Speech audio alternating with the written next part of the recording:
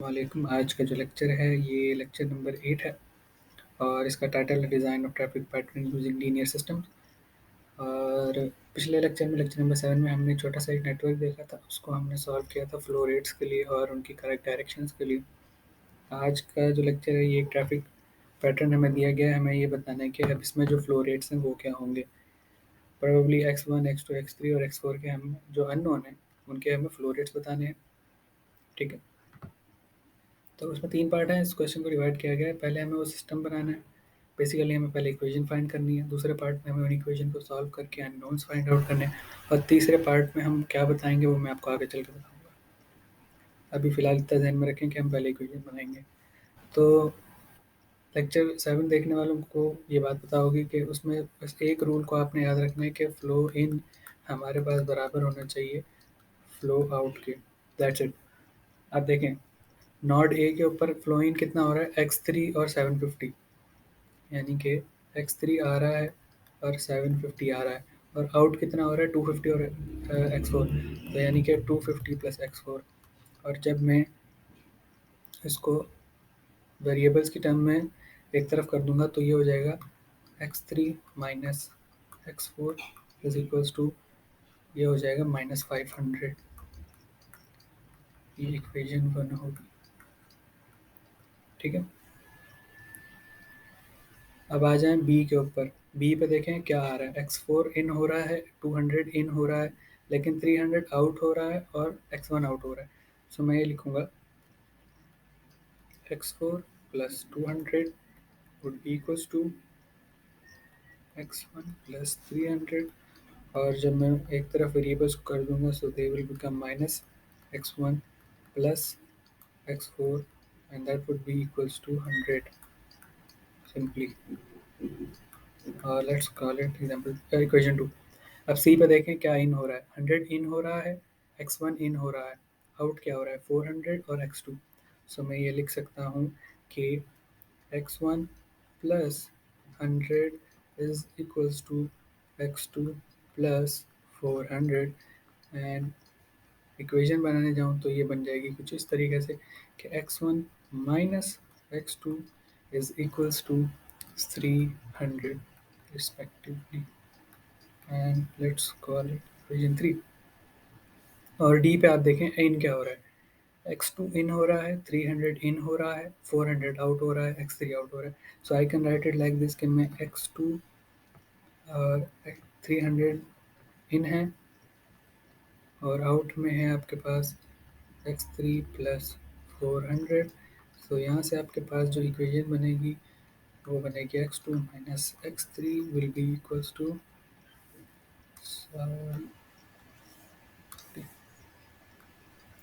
x2 minus x3 would be equals to 100।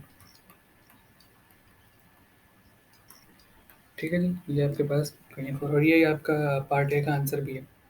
सो ए का answer यहाँ पे आएगा कि आपने सिस्टम डेवलप कर लिया। अब पार्ट बी की रिक्वायरमेंट ये है कि इस सिस्टम को सॉल्व करना है आपको। सो मैं इसका ऑगमेंटेड मैट्रिक्स बना देता हूँ पहले।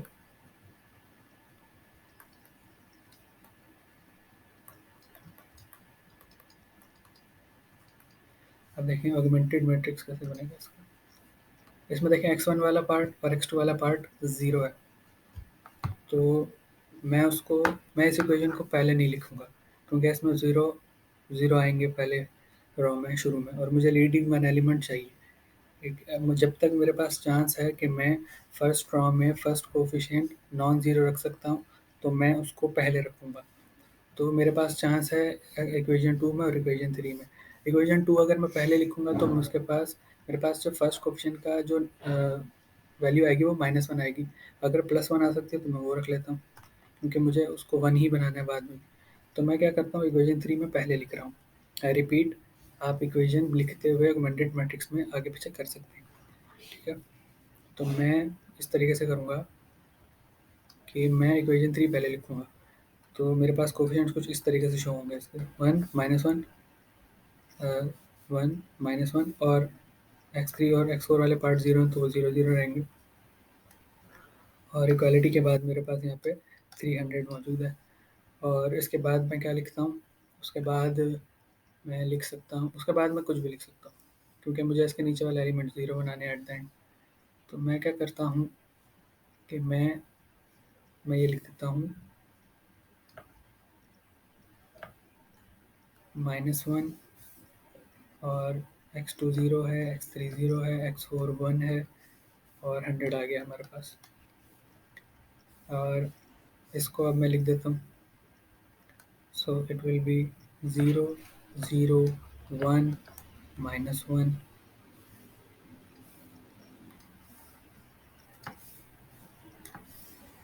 अच्छा ठीक है, तो अच्छा 0 0 -1 मतलब ये वाली क्वेश्चन था कि remaining one is this which is 0 1 -1 and 0। अच्छा, ये कौन सी क्वेश्चन थी? हमारी फर्स्ट वाली थी। इसका इक्विवेलेंट था माइनस का 500, इसका इक्विवेलेंट है 100। ठीक है, ऑगमेंटेड मैट्रिक्स अपना तैयार है। अब रूल्स के हिसाब से हमें क्या करना है, इसको सॉल्व करना है। तो फर्स्ट लीडिंग वन जो है हमारे पास रॉ, फर्स्ट रॉ का जो लीडिंग वन है उसके सारे एलिमेंट्स उसके नीचे वाले ज़ीरो होने चाहिए। So what am I doing is, मैं R2 में ऐड कर रहा हूँ R1, तो -1 + 1 विल गिव मी 0। ठीक है जी, तो ये मेरे पास यहाँ पे मैं इसको तो जब इसमें ये पहली वाली तो अनचेंज्ड रहेगी क्योंकि इस पर कोई ऑपरेशन लगेगा। -1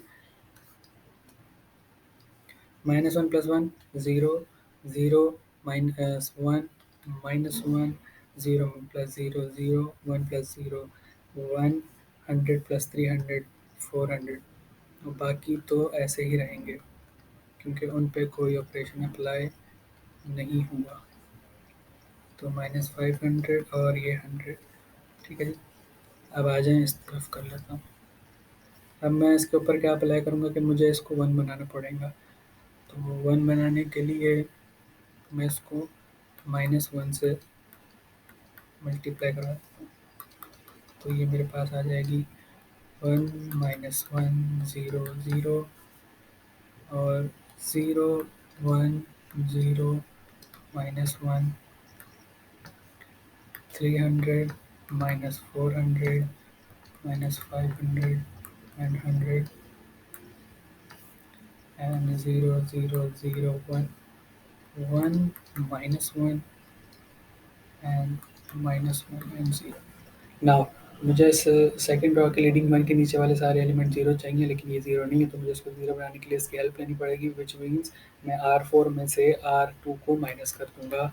सो R4 - R2, so it will give me this 1 -1 0 0 0 1 0 -1 and 0 0 1 -1 and 300 -400 500 minus का and इसको थोड़ा बड़ा करना। Yes. So now 0 - 0 will give me 0, 1 -1 will give me 0, -1 -0 will give me -1, and 0 -1 will give me +1, because minus 1 हो जाएगा। And now 100 minus -400, so it will give me 500। तो अब तक हमारे पास ये मैट्रिक्स अपटेन हो चुका है।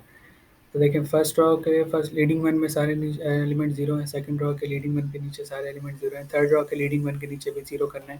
सो मैं अगर इसमें वन ऐड कर दूँ, यानी कि अगला ऑपरेशन मेरा होगा R4 + R3 करके। सो इसके बाद वाला यहाँ पे आ रहा है। सो 1 -1 0 0 0 1 0 -1 and 0 0 1 -1। Now 0 minus 0, sorry, 0 plus 0 0 0 plus 0 0 -1 plus 1 0 1 plus -1, it will give me 0।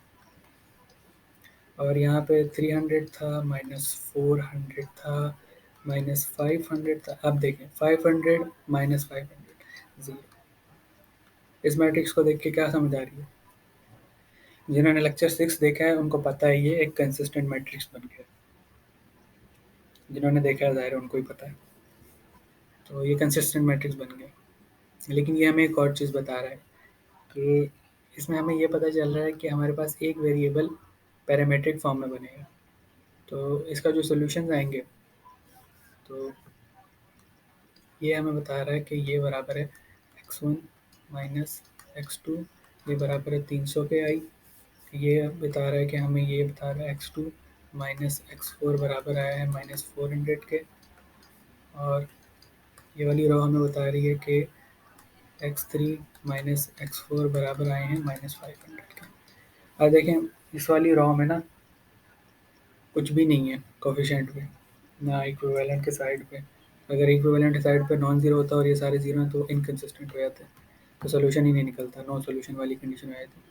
तो अब हमें क्या करना पड़ेगा ना, कि सिंस हमारे पास जो लीडिंग वंस हैं, जो हमारे पास मैट्रिक्स है, वो लीडिंग वंस कौन से कोफिशिएंट से रिलेट कर रहे हैं। ये x1 का कोफिशिएंट है, इसका लीडिंग वन मौजूद है, ठीक है। ये x2 से रिलेट कर रहा है, इसका लीडिंग वन मौजूद है, ठीक है। ये x3 से रिलेट कर रहा है, इसका लीडिंग वन मौजूद है। लेकिन x4 का हमारे पास है नहीं लीडिंग वन, तो इसका मतलब वो फ्री वेरिएबल कहलाएगा हमारा।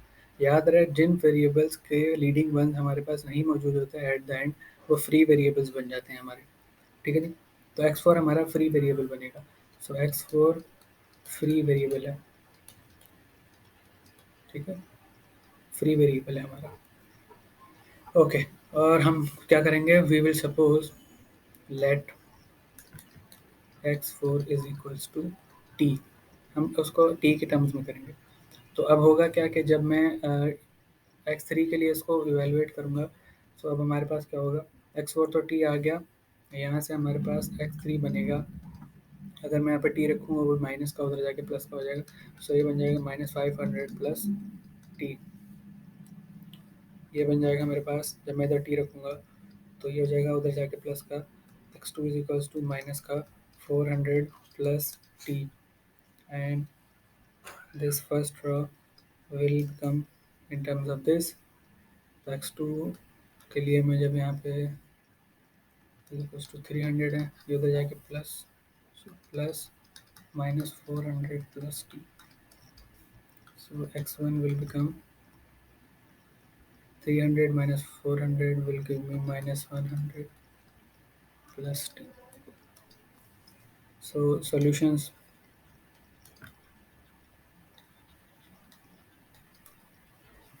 obtained. x1 is equals to -100 plus t, x2 is equals to -400 plus t, x3 is equals to -500 plus t, and x4 is equals to t।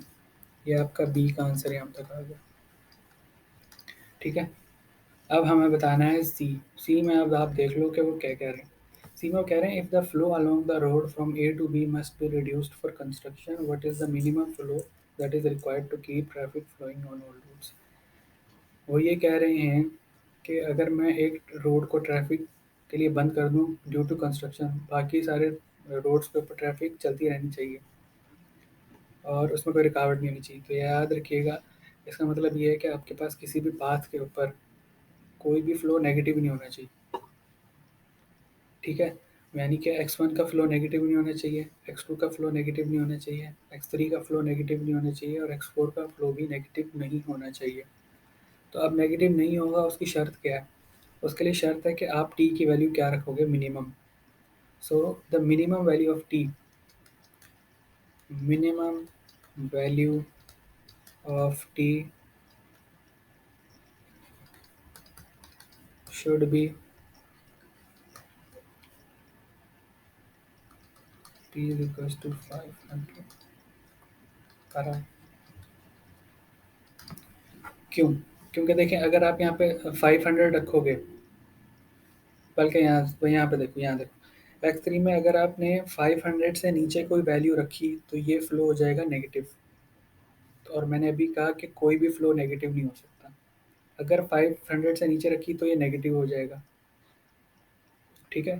500 रखी तो ज़ीरो हो जाएगा, उससे कोई मसला नहीं है। 500 से ज़्यादा भी रखो तो कोई मसला नहीं है, तो मिनिमम हमें बतानी है, ठीक है। तो जब मैं यहाँ पे 500 रखूँगा तो ऑटोमेटिकली ये पॉजिटिव हो जाएगा, यहाँ पे भी +100 बनेगा पॉजिटिव, यहाँ पे 500 रखूँगा zero, still it is positive, और x4 भी 500 होगा। सो हमारे पास हम ये कह सकते हैं कि x1 will be equals to 400, x2 will be equals to 100, x3 would be equals to 0 and x4 will be equals to 500। ये आपके पास सी का आंसर आ गया। मैं एक बार दोबारा आपको दिखा देता हूँ हमने किया क्या। हमारे पास एक ट्रैफिक नेट पर गिवन था, हमें सबसे पहली रिक्वायरमेंट थी सिस्टम बनाना था, हमने सिस्टम बनाया, नोड्स पे इक्वेशंस फाइंड आउट की, फिर हमने उन अननोन्स की हमने वैल्यूज फाइंड आउट करनी थी, हमने ऑगमेंटेड मैट्रिक्स बनाया, उस पर कुछ ऑपरेशन अप्लाई किए, यहाँ तक आए, हमारा ऑगमेंटेड मैट्रिक्स बन चुका था इकोलॉन फॉर्म में। ठीक है, हमने फिर उससे उसके सॉल्यूशंस को फाइंड आउट किया, और फिर सी में हमें ये बताना था कि ऐसी वैल्यू बतानी थी, ठीक है, जिससे हमारे पास फ्लो नेगेटिव नहीं होना चाहिए। तो वो जब नेगेटिव नहीं होगा और मिनिमम आप क्या रख सकते हो 500, 500 से कम रखोगे तो x3 का फ्लो नेगेटिव हो जाएगा। तो फिर जब 500 आपने रखा तो आपको पता चल गया कि मिनिमम फ्लो आपका ट्रैफिक का इतना होना चाहिए हर घंटे, तो आपका स्मूथली चल जाएगा ट्रैफिक। तो आज के लिए मैं इतना ही रखता हूँ। अपना क्या बहुत ज़्यादा ख्याल, मैं एक मिनट के लिए आपको दिखा देता हूँ, आपको चाहें तो इसका स्क्रीनशॉट ले लें। ठीक है जी, ओके जी, आप नीचे वाले पेज का ले लें। ठीक है जी, तो अपना रखिएगा बहुत ज़्यादा ख्याल, मुझे दीजिएगा इजाज़त, और अल्लाह हाफिज़।